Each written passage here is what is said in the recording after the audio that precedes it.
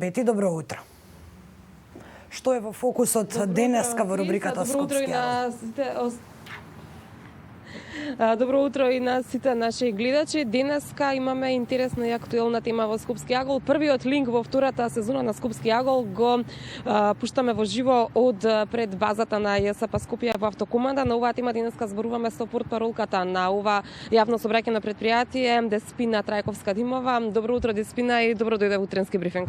Добро утро и да ви посакам успех во новата сезона.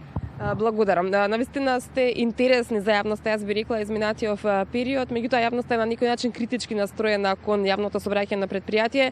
Посебно откако минатата недела владата донесе одлука да се вози со преполовен капацитет за да се спречи ширењето на вирусот COVID-19, па се појавија и некакви негодувања од страна на патниците кои што велат дека останале без превоз затоа што автобусите се преполни. На кој начин предпријатието ова ќе го регулира?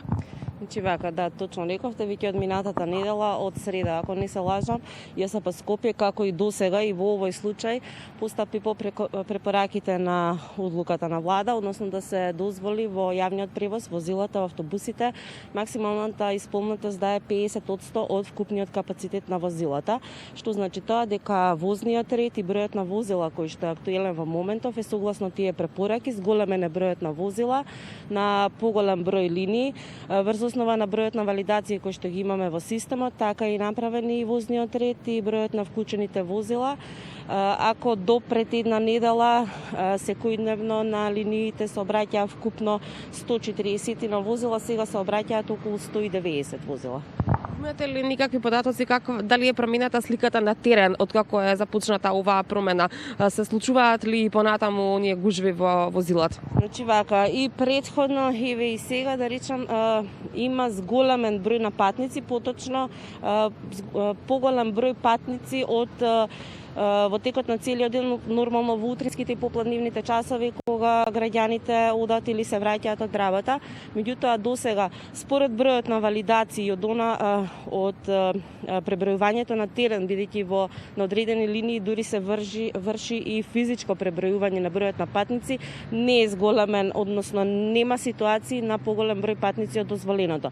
Само еве колку за пример, доколку еве земеме двукатен автобус, има капацитет од сега 100-110 патници, значи дека дозволена бројот на 50, односно 55 патници. Значи во случај да се појави поголем број патници од дозволеното, редарите кои што се ангажирани во секое возило не дозволуваат да има поголем број патници од оптималниот број согласно одлуката, односно препораката да се почитуваат не повеќе од 50% од вкупниот капацитет. Сега тоа да го објасниме убаво за нашите гледачи, доколку како што велите се наполни 50% од капацитетот, останатите кои што ќе сакаат да влезат во возилото, а се наоѓаат на автобуската постојка, што ќе се случи со нив? Дали ќе треба да го чекаат следниот автобус? Да, ќе треба да почекаат, одлуката е таа, условите, можностите се тие. Значи, сепак, колку што можеме согласно околностите, условите, капацитетите со кои што располагаме, и ЈСП Скопје максимално одговара соодветно на препораките. Значи, се случува да има повеќе поголем број патници од дозволеното.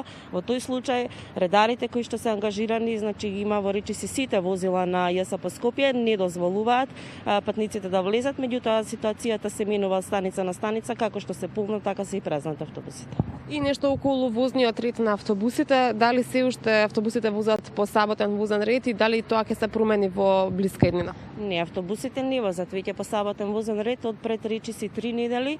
Автобусите јавниот превоз поточно се обраќа по летен делничен возен ред. Значи по потреба реагираме и на дневна основа, меѓутоа во изминативе 3 недели не сме имале не се јавила таква потреба.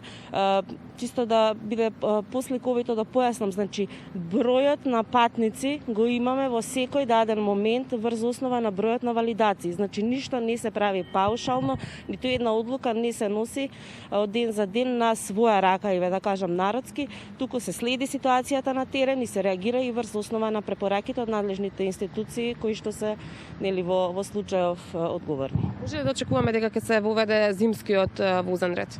Значи, повторно ќе кажам, не можеме да најавуваме ништо претходно со оглед на тоа дека ситуацијите се менуваат речиси од ден во ден.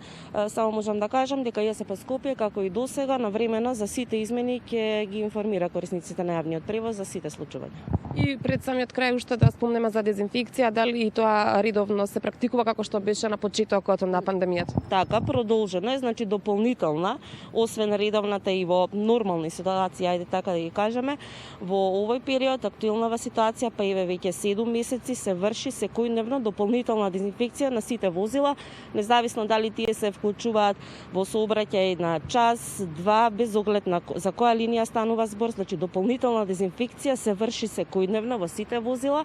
Сега во зависност од тоа во која смена возат возилата, на која линија, дезинфекцијата се врши пред или после вклучување во сообраќај. Десмина, ти благодарам за денешното вклучување во утренски брифинг. Се надевам дека бевме од корист и интересни со новите информации за нашите гледачи. Благодарам и вам на интересот.